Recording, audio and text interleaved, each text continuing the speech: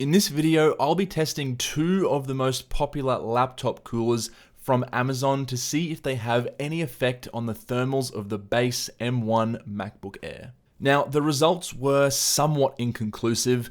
I couldn't see a clear, distinct improvement in thermal performance, even when using the cooler pad with 5 fans. At most, you'll likely only see an improvement of around 2 to 3 degrees Celsius, because the reality is the chassis and the heatsink on the MacBook Air is designed exceptionally well and is almost entirely isolated from the outside temperature. So there's not much you can do externally to decrease the internal temperature. Additionally, temperature monitoring software is limited at this stage since the M1s are still so new. So the testing involved a lot of visual confirmations on my part rather than data, which I could then ideally transform into a graph and get some concrete results. So should you even bother with a laptop cooler for your M1 MacBook Air? Well, actually, yes, but you'll only see an advantage in certain circumstances. Now, funnily enough, the two cooling pads in this video actually have different pros and cons, so make sure you watch until the end of the video to see why. But first, let's unbox these bad boys. Okay guys, so here are the laptop cooling fans that we are going to be testing out today. So the first one here is from Thermaltake. It is the Massive V20. Now this is the large 200mm fan, just a single fan. And this cost around, I think it was about 24 US dollars. I'll have all the links in the description, by the way, to Amazon.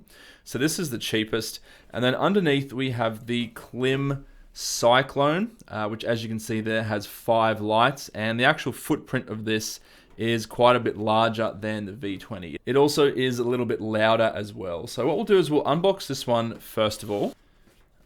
Okay, so that's what you get in the box. You can see just a standard laptop cooler. It's about the size of a 15-inch MacBook there, and it has a USB cable on the back. Now this just plugs into one end, and then this plugs into your computer or your dock or wherever, and that actually powers the fans.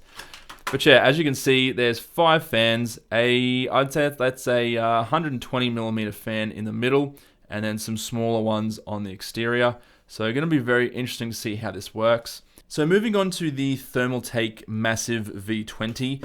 This is an interesting one, and I also like this one a little bit better because, first of all, it's got a smaller footprint, and second of all, well, I'll leave that for a little bit later in the video. Now, as you can see, again, footprint is just a little bit smaller than the Klim version, and you can see they're just a single 20cm or 200mm fan right in the middle there, quite large. You do get quite a bit of clearance off the ground, as you can see there. I can almost fit my entire hand underneath that.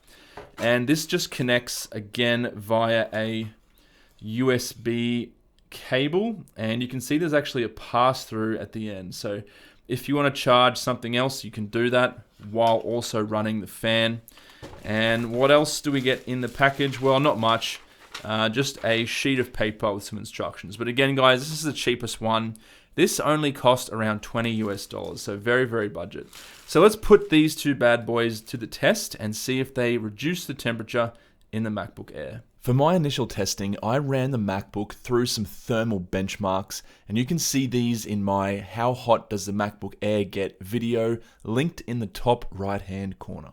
I tested rendering videos, gaming, Blender rendering, and After Effects to try and see if the cooling pads would make a difference. Halfway through a render or gaming session, I would place the MacBook on a cooling pad and monitor temperatures for the next 10 minutes. In each test, I could not identify a significant change, although I did notice that the MacBook's exterior was a little bit cooler to the touch, and also the internal components temperature was ever so slightly lower. I decided the best and most accurate method of testing currently available to me was to put the MacBook under a consistent CPU load for long periods of time, both with and without the cooling pads, to see if I could notice a change in performance. I selected a DaVinci Resolve timeline with 8K raw footage shot on a Red camera. This render usually takes around 30 minutes, and the CPU is completely thermally throttled at 93 degrees Celsius for the entire time. So if the laptop cooling pads actually work, theoretically we should see a decrease in the time taken for the render to complete, as the CPU will throttle less. I rendered multiple times with each method, without a cooler, with the Thermaltake cooler, and also with the Klim cooler. The room temperature was the same, the battery level was topped up to the same level in between renders,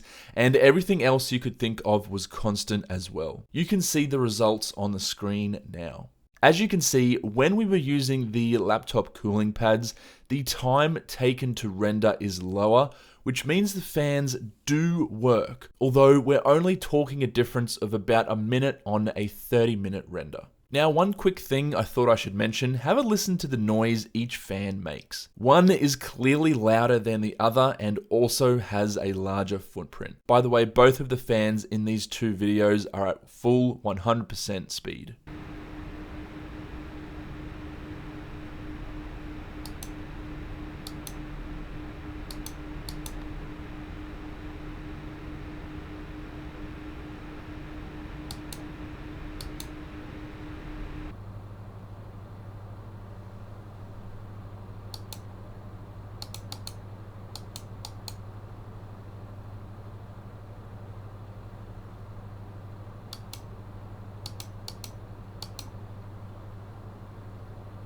I also tested if the cooling made a difference to idle temperatures, and it did not. So in conclusion, the laptop cooling pads certainly do work, but only by a very small amount, which you likely won't ever notice in day-to-day usage. If you're doing a lot of rendering or gaming, for example, where the internal temperature of the MacBook will be very high for hours, you might actually gain some benefit from a cooling pad. The Klim 5-fan pad has better performance but is larger, louder, and more expensive than the Thermaltake Massive V20, so I'll leave that choice up to you. It's also important to note that I actually do recommend a laptop cooling pad if you're working in hot environments without much airflow. For example, a locked room during summer and you're going to be thrashing the MacBook with rendering or gaming. Having a fan directly underneath the chassis in the form of a laptop cooling pad is not essential, but it certainly won't hurt. Anyway guys, thank you for watching. Hope you found this video interesting. If you have any comments or questions, please leave them below in the comment section. I try to respond to all of them, but apart from that, I will catch you guys in the next one.